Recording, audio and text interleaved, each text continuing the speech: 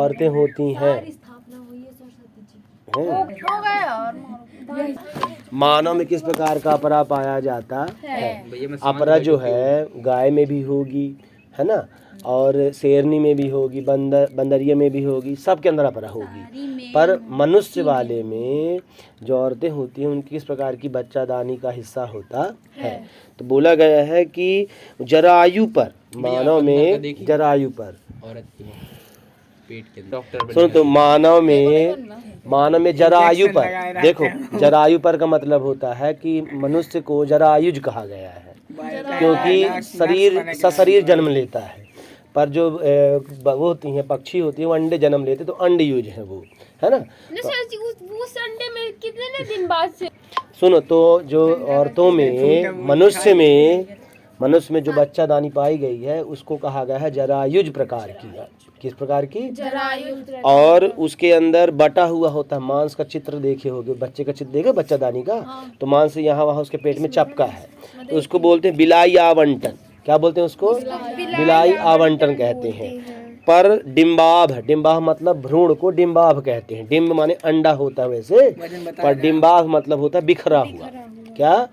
डिम्ब माने सिकुड़ा हुआ अंडे के समान, और डिम्बाभ माने बिखरा, ये मांस पूरे बिखरा है यहाँ पास। तथा ऊतकी विश्लेषण के आधार पर ये ऊतक यहाँ पूरे मांस से चपका है पूरा बच्चादानी में, तो इसको कहा, वैज्ञानिकों ने नाम दिया है ऊतक बैठा है, पूरे सब जगह यहाँ चपका है ऊतक। ये चौथे महीने में ठीक है, होता है ना, तो इसको बोला गया है हीमोकेरियल प्रकार का। क्या नाम दिया गया है इस बच्चादानी को? ये सारे लक्षण होने को हीमोकेरियल बोलते हैं। क्या बोलते हैं? हीमोकोरियल। ठीक है, हाँ। अगला प्रश्न है नर उर्वरकता में। नर उर्वरकता मतलब होता है जैसे स्त्री के अंदर पीरियड वाला टाइम को स्त्री उर्वरकता बोलते हैं। क्या? और पुरुषों में शुक्राणु जब गिरते हैं तो उस पुरुषों के अंदर कमर के उस हिस्से में शुक्राणुओं का बनना, इसको बोलते हैं नर उर्वरकता। क्या बोलते हैं? ठीक है। और स्त्रियों के अंदर पीरियड वाला समय जो आता है उसका कहा गया है स्त्री उर्वरकता। ठीक है, उर्वरकता माने उर्वर पैदा करना, उर्वरकता माने पैदा। इंसान पुत्र संतान तो नहीं पैदा करता है, ठीक है, इंसान द्वारा पैदा किया जाता है। क्या बोले? इंसान द्वारा संतान पैदा किया जाती है। तो जो पुरुष होते हैं, तो पुरुषों के कमर के उस हिस्से में अंदर जहाँ लिंग रहता है, तो जितनी नसें रहती हैं, ठीक है, तो हमने पढ़ा था कि नर जनन तंत्र में 6-7 चीज़ों का योगदान रहता है। क्या? माँ बच्चे को जब नहलाती है तो जो बाहर दिखता है भाग वो, और कुछ रहता है अंदर, कुछ रहता है अंदर। तो जो भाग बाहर रहता है और जो भाग अंदर रहता है, जो भाग बाहर रहता है और कुछ भाग अंदर रहता है, तो लगभग 7 हिस्से ऐसे रहते हैं पुरुषों के कि कुछ अंदर और कुछ बाहर। तो पुरुष के नर जनन तंत्र 7 चीज़ों से मिलकर बना होता है। कितने चीज़ों से? 7 चीज़ों। पुरुषों का जो माँ बच्चे को नहला रही तो बाहर दिखता है कुछ हिस्सा, और कुछ हिस्सा मांस अंदर गड़ा रहता है। तो एक होता है अधिकाय, एक होता है शुक्रवाहक, एक होता है मूत्रमार्ग, एक होता है परस्थ ग्रंथि, एक होता है बल्यूरोथ्रल ग्रंथि, और ऐसा करके वृषण नलिका और शुक्रवाहिका। तो पुरुषों के 7 हिस्सों में शुक्राणुओं का योगदान है। क्या? 7 हिस्सों में शुक्राणुओं का काम चलता है। ठीक है, बिल्कुल। अब सुनो तो प्रश्न इधर बोला है कि जो नर वाला उर्वरकता है, जो नर, हम पुरुषों के अंदर क्या बनता है? शुक्राणु। माने नर उर्वरकता जो होती है उसमें एक मांस होता है एपिडाइमिस, एक हिस्सा होता है एपिडाइमिस या अधिकाय, एपिडाइमिस या अधिकाय। उसके बारे में बताने कि वो क्यों होता है पुरुषों में। क्या? पुरुषों के कमर के नीचे वाले हिस्से में वो वाला क्यों, ये वाला एपिडाइमिस क्यों होती है? अधिकाय नाम की जो परत है क्यों होती है? क्या बोले? प्रश्न क्या बोला हूँ? पुरुषों के उस हिस्से में एपिडाइमिस नाम की परत क्यों होती है? इससे क्या फायदा है पुरुषों को? पुरुषों, माँ जब बच्चे को नहलाती है, क्या बच्चे को नहलाती है तो जो अंडे जैसा भाग होता है उसके अंदर देखो, ये इसको बोलते हैं एपिडाइमिस। ये अंडा दिख रहा है, इसके अंदर ये दाना एपिडाइमिस वो क्या? सर उसको दीजिए ना, वो ये कह रहा हूँ, माँ जब बच्चे को नहलाती है तो अंडे जैसा जो भाग है, तो इसमें इसके ऊपर एक रस्सी जैसी गई है, ये तो इसको अंडे के ऊपर वाले ये वाली परत को कहते हैं एपिडीडाइमिस। एपिडीडाइमिस। अब इसके अंदर देखो, ये देखो इसके अंदर एक तार गई है, ये जैसे ये तार गई है ये, तो ऐसे अगर इसके अंदर हम देख सकते, तो अगर पुरुष वाले उस नस में देख सकते तो वो स्रावी वाला भाग होता है, रक्त स्रावी। क्या? रचना स्रावी कोशिका से बना। स्रावी कोशिका मतलब इनके अंदर पानी जैसा नमी इनके अंदर बनी रहती है, इसके अंदर इस कोशिका के अंदर क्या बनी रहती है? नमी बनी रहती है। स्रावी माने स्रावित होना, चूने को स्रावित कहते हैं। क्या बोले? जैसे तुम्हारे शरीर में पसीना बना रहता है तो तुम्हारी जो श्वेत ग्रंथियां हैं, पसीना ग्रंथियां, वो पसीना निकालने का काम का श्रावण कर रही हैं। तो ऐसे ही इसमें से शुक्राणुओं का श्रावण होता होगा। क्या होता होगा? अब देखो यहाँ से शुक्राणु, देखो ये शुक्राणु जो यहाँ होंगे, ये आते आते आते इसके मुंड पास, मुंड वाला क्षेत्र, मुंडी को मुंड कहते हैं, यहाँ एकत्रित हो जाती हैं। शुक्राणु जो रहते हैं इसके मुंड वाले हिस्से में एकत्रित हो जाती हैं। पढ़, हाँ देखो, तो अब वही हिस्सा जो शुक्राणु रहते हैं, इस पाइप को कहा गया अधिकाय है। प्रश्न इसके ऊपर चल रहा है, कमर के नीचे जो रहता है लिंग, उसका प्रश्न हो चल रहा है। उसके अंदर अंडकोश जो रहता है, अंडकोश के पास इस प्रकार की नस रहती है, उस नस को अधिकाय या अंग्रेजी में एपिडीडाइमिस कहते हैं। और उसी एपिडीडाइमिस के बारे में प्रश्न चल रहा है। तो अभी 3 लाइन अभी जो पढ़ा है तुमने, तो अभी पढ़िए कैसा दिखता है वो।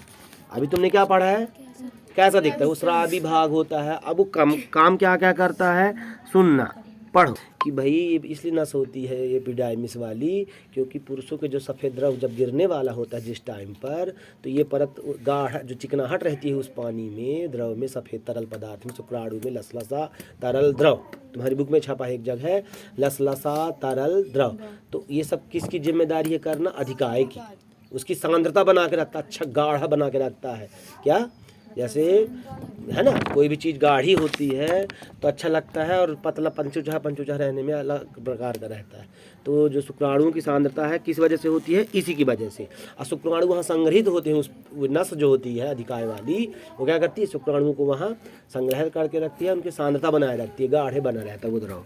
फिर हाँ, अगला है शुक्राणु का परिपक्वन। तो वो नस क्या करती है कि पुरुषों के शुक्राणु को मजबूती देती है कि जब वो पत्नी से संभोग करेगा इंसान, तो वो क्या करेगा? अच्छे हष्टपुष्ट बच्चे जन्म लेंगे। बकेली वाला मरीज पूछा अविनाश से, श्री राम से, कि इस नस का क्या फ़ायदा है? तो वो बोले कि अधिकाय वाली जो नस है या एपिडीडाइमिस वाली नस जो है, उन शुक्राणु को क्या करती है? ताकत देती है, मजबूती देती है, परिपक्व करती है, मैच्योर करती है, मजबूत होते हैं वहाँ शुक्राणु। बाद में फिर वही शुक्राणु जब स्त्री के गर्भ में प्रवेश करेंगे तो बच्चे अच्छे होंगे, जन्म लेंगे। अगला है शुक्राणु का परिवहन। और वो नस एक और काम करती है। वो आदमी बोले कि बस इतना ही है, वो ये लोग बताए कि ऐसा नहीं है, उससे शुक्राणु का आना जाना भी उसी नस से होता है। तो बोले थे तो नॉर्मल बात है। तो बोले कि इसी को तो समझाना है अच्छे से। क्या? तो ठीक है, तो प्रश्न बन गया कि नर उर्वरकता में स्त्री उर्वरकता न चल रहा है, मादा उर्वरकता न चल रहा है।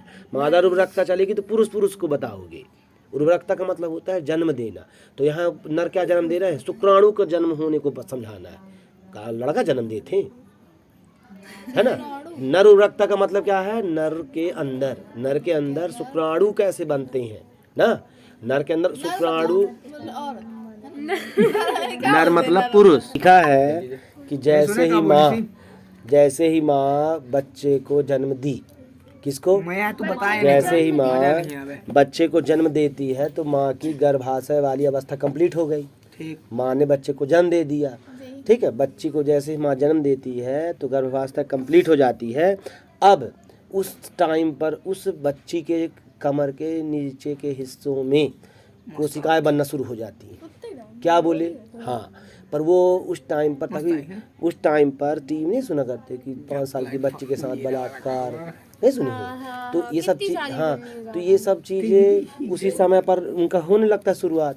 तो लिखा है इसमें कि पुरुष स्त्रियों में क्या होता है, छोट बच्ची जब रहती हैं तो कमर के नीचे के हिस्से में, सुनो, तो जब से ही माँ का गर्भाशय वाला टाइम खत्म, तो जो जन्म लेता है बच्ची जन्म लेती है तो उसके कमर के नीचे के हिस्सों में कोशिकाएं बनना शुरू हो जाती हैं। तो मान बकेली वाली औरत पलक से पूछी तो क्या होने लगता है? तो वो बोली कि उस उस टाइम पर उनके अंदर कमर के नीचे हिस्सों में जो कोशिकाएं बनने लगती हैं उसको बोलते हैं अर्धसूत्री विभाजन की अवस्था।